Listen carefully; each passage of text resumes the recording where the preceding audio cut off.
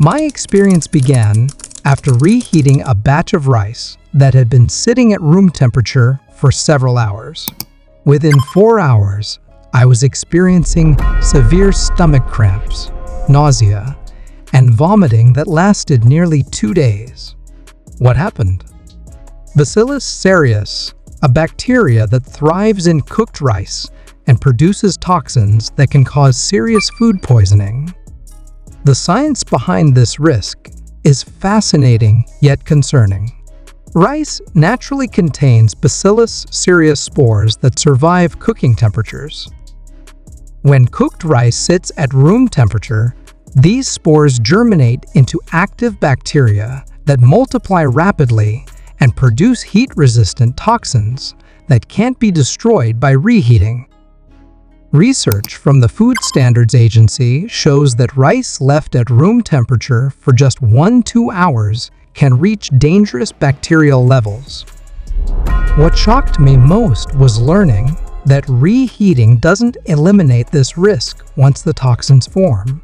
They remain in the rice regardless of subsequent cooking. My personal food poisoning experience led me down a rabbit hole of food safety research.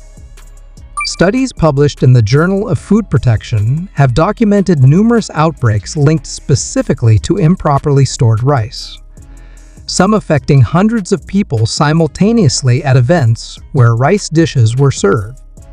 Healthcare providers at the Mayo Clinic confirm that Bacillus cereus poisoning often goes undiagnosed because symptoms resemble other types of food poisoning.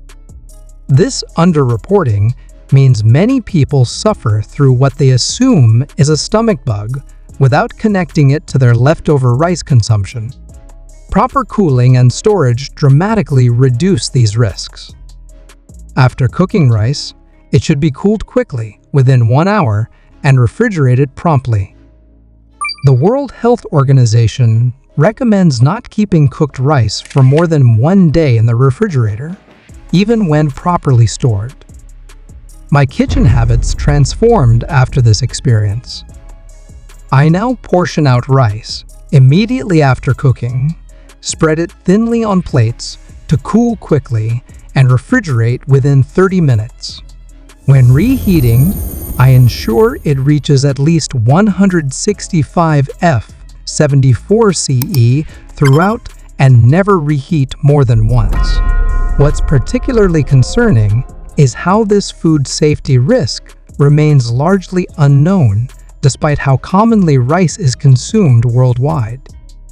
A survey by the International Food Information Council found that only 18% of home cooks identified rice as a high-risk food for bacterial growth. Beyond Bacillus cereus, improperly stored rice can harbor other pathogens like Staphylococcus aureus, especially when handled with unwashed hands. The combination of multiple risk factors creates perfect conditions for foodborne illness. Individuals with compromised immune systems face even greater risks from contaminated rice. The Centers for Disease Control note that elderly people, pregnant women, young children, and those with chronic illnesses may experience more severe symptoms that can lead to hospitalization. Different rice varieties present slightly different risk profiles. Stickier rice varieties with higher moisture content provide more favorable environments for bacterial growth compared to drier varieties like basmati. However, all types require proper handling. Pre-cooked rice products aren't exempt from these concerns. Ready-to-eat rice packages still require proper refrigeration after opening and should follow the same safety guidelines as freshly cooked rice. Restaurant leftover rice deserves special caution. You can't know how long it sat at temperature danger zones before serving, making proper home storage even more critical if you bring restaurant rice home. Recognizing symptoms early can help manage Bacillus cereus poisoning. Typical signs include nausea, vomiting, abdominal cramps, and diarrhea beginning 1 to 5 hours after consumption. More severe cases may include headache, fever, and persistent digestive issues. Prevention is straightforward once you understand the risks. Cook only what you'll eat immediately or follow proper cooling procedures. Some food safety experts even recommend avoiding leftover rice entirely if you're preparing food for high-risk populations.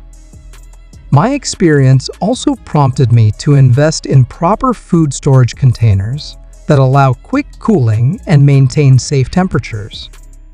Shallow containers work better than deep bowls for quick temperature reduction. Surprising to many is that fried rice dishes at restaurants are among the most common sources of rice-related food poisoning. The combination of large batch cooking, holding at warm temperatures, and mixing with other ingredients creates ideal conditions for bacterial growth. Learning proper rice handling doesn't require culinary training. Simple rules of cool quickly, refrigerate promptly, reheat thoroughly, and consume within 24 hours address most risks associated with leftover rice.